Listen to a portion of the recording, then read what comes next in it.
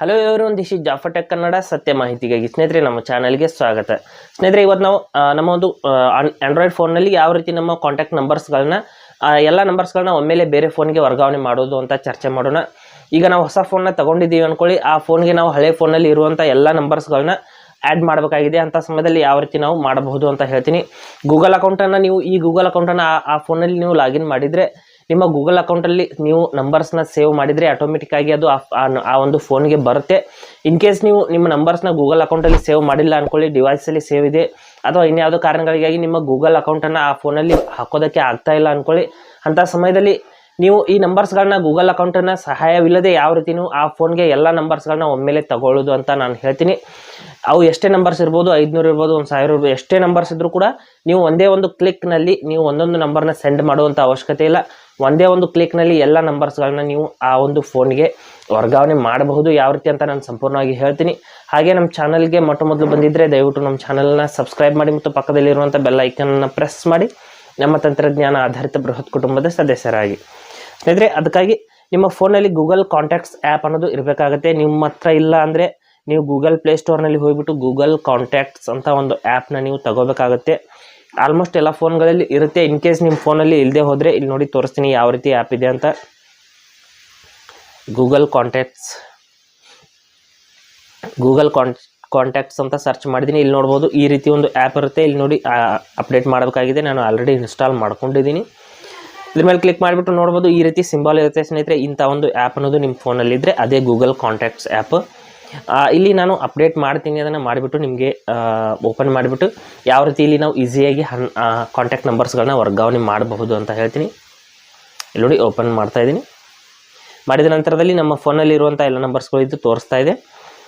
ಇಲ್ಲಿ ಏನು ಮಾಡ್ಬೇಕಂದ್ರೆ, ಇಲ್ಲಿ ಆಲ್ ನಂಬರ್ಸ್ನ ಮೊದಲು ಮಾರ್ಕಿಂಗ್ ಮಾಡಬೇಕಾಗುತ್ತೆ. ಮಾರ್ಕಿಂಗ್ ಅಂದರೆ ಇಲ್ಲಿ ಮೇಲ್ಗಡೆ 3 ಡಾಟ್ಸ್ ಇದೆ, 3 ಚುಕ್ಕೆಗಳಿರುತ್ತೆ ಸ್ನೇಹಿತರೆ. ಈ ಕಡೆಗಿದೆ ನೋಡಿ, ಅದ್ರ ಮೇಲೆ ಕ್ಲಿಕ್ ಮಾಡ್ಕೊಳ್ಳಿ.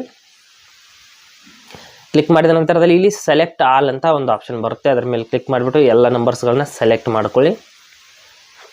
ಮಾಡಿದ ನಂತರದಲ್ಲಿ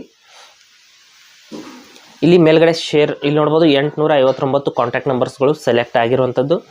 ಇಲ್ಲಿ ಶೇರ್ ಅನ್ನುವಂಥ ಒಂದು ಆಪ್ಷನ್ ಇರುತ್ತೆ. ಅದ್ರ ಮೇಲೆ ಕ್ಲಿಕ್ ಮಾಡ್ಕೊಳ್ಳಿ. ಶೇರ್ ಮೇಲೆ ನಾವು ಕ್ಲಿಕ್ ಮಾಡಿದ ನಂತರದಲ್ಲಿ ಇಲ್ಲಿ ಎಕ್ಸ್ಪೋರ್ಟಿಂಗ್ ಆಗ್ತಾ ಇದೆ ಸ್ನೇಹಿತರೆ. ನಮ್ಮ ನಂಬರ್ಸ್ ಅನ್ನೋದು ಎಕ್ಸ್ಪೋರ್ಟ್ ಆಗುತ್ತೆ.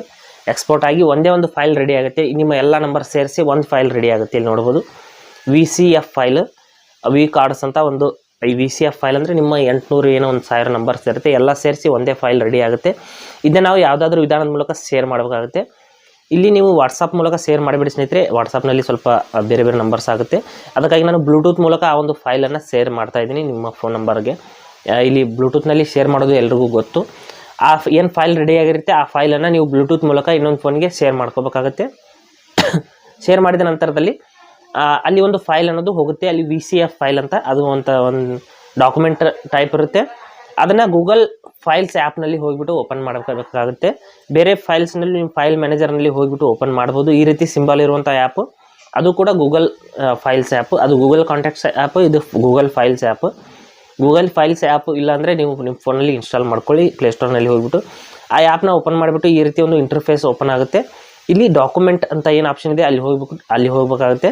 ನೀವು ಸೆಂಡ್ ಮಾಡಿದ ನಂತರದಲ್ಲಿ ಆ ಇನ್ನೊಂದು ಫೋನಲ್ಲಿ ಹೇಳ್ತಾ ಇದ್ದೀನಿ, ನೀವೇನು ಹೊಸ ಫೋನಲ್ಲಿ ಸೆಂಡ್ ಮಾಡಿರ್ತಿಲ್ಲ ಆ ಫೋನಲ್ಲಿ ಈ ಒಂದು ಗೂಗಲ್ ಫೈಲ್ಸ್ ಆ್ಯಪ್ನಲ್ಲಿ ಹೋಗಿಬಿಟ್ಟು ಈ ರೀತಿ ನೋಡ್ಬೋದು. ಈ ಒಂದು ಫೈಲ್ ಅನ್ನೋದು ಇಲ್ಲಿ ಬಂದಿರುತ್ತೆ. VCF ಫೈಲ್ ಅನ್ನೋದು ಬ್ಲೂಟೂತ್ ಮೂಲಕ ಶೇರ್ ಮಾಡುವಂಥ ಫೈಲ್ ಇಲ್ಲಿ ಬಂದಿರುತ್ತೆ. ಇದರಲ್ಲಿ ಎಲ್ಲ ನಂಬರ್ಸ್ಗಳು ಇದರಲ್ಲಿ ಇದೇ ಒಂದು ಫೈಲ್ನಲ್ಲಿ ಇದೆ. ಅದರ ಮೇಲೆ ನೀವು ಕ್ಲಿಕ್ ಮಾಡ್ಕೊಳ್ಳಿ.